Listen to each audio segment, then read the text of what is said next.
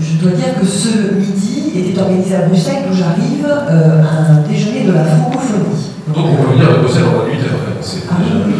Oui, tout à fait, c'est une région extrêmement bien desservie, la région centre. C'est certainement une des raisons, les infrastructures ferrées, aéroportuaires ou autoroutières sont de très belle qualité et nous allons et nous revenons très facilement de cette région.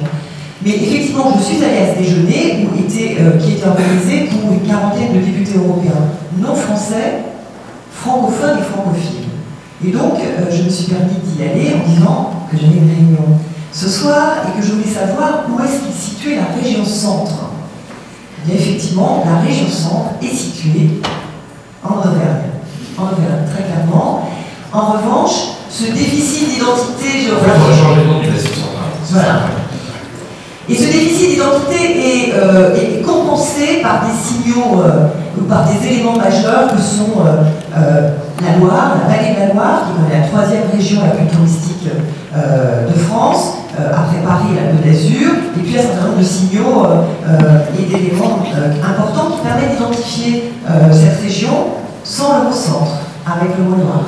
Donc je vais totalement dans ce sens.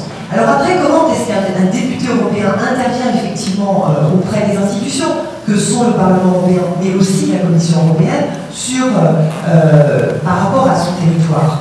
Il y a une politique, qui est une politique majeure au sein de l'Union européenne, au même titre que la PAC, qui est la politique régionale. Cette politique régionale, elle a deux axes. La politique de cohésion sociale, pour un certain nombre de pays qui doivent performer leur niveau de protection sociale et leur niveau de pouvoir d'achat.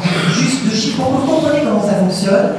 Le SMIC Luxembourg, 1854 € net, avec une belle protection sociale. Bulgarie, 127.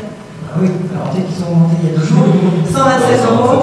Voilà, donc effectivement, la politique de cohésion sociale. On est là-dessus. Donc une politique de cohésion sociale extrêmement dotée, extrêmement importante pour le Parlement européen et pour la Commission européenne.